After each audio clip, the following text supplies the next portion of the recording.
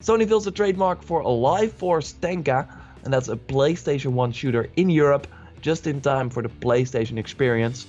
And this is also, well, why do that right now, right? What does it mean? But what's interesting to note is that in May 2016, they trademarked G-Police, and that's another PlayStation 1 game, but we still haven't seen that. I think, and that's my wild guess, that we might be looking at PlayStation VR games here, that they're like bringing back old franchises, because this Lifeforce tenka game is a first-person shooter, and of course we have this Farpoint game coming, so that will use like some sort of motion, like Wii motion gun that we also saw with the Wii, obviously, like with Link's crossbow training. They will also have that for Farpoint, and maybe with Lifeforce tenka they will do that again, because otherwise you just have to buy this thing for one game. Doesn't really make a lot of sense. This G-Police game is a sort of helicopter game, in a city where you're probably the cops. I haven't played both of them, but I just looked up some YouTube footage, and this is what I saw. But what do you think of my prediction that this may be like a PlayStation VR comeback for these PS1 games? I think it's very smart. I mean, if you really think about what a VR experience needs to be, it needs to have lower graphical fidelity so the frame rate could be really high and very solid.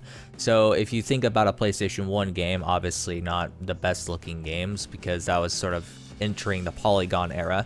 But when it comes down to it, they could always make a remastered version of these, or just completely remake them from the ground up and make it so they fit the PlayStation VR experience that they sort of want everyone to experience.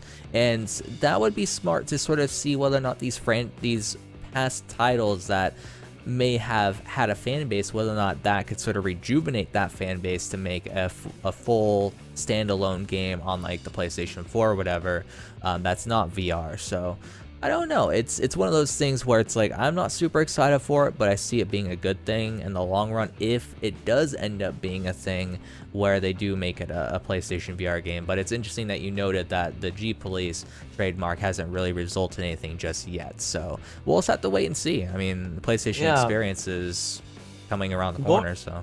Yeah, normally these trademarks, and especially for Sony games, mean something. So that's what I take away from, normally Guns Up, for example, they had that once, and then it was released during the E3. But what is interesting, of course, I mean, G-Police was like trademarked in May, and then they had this E3 press conference where they only did the biggest hitters and exclusives and stuff like that. While the PlayStation experience is, of course, a celebration of PlayStation, where people will probably know these PlayStation 1 games that are there. So that I think it will fit the PlayStation experience way more. So I think we haven't seen a lot of those trademarks, because like I said, normally these trademarks mean something in my experience with Sony. So hopefully PlayStation VR games, because the PlayStation VR really needs some love.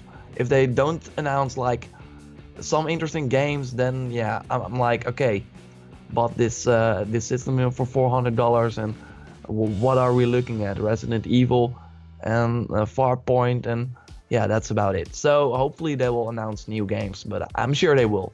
Otherwise they will really shoot themselves in the foot.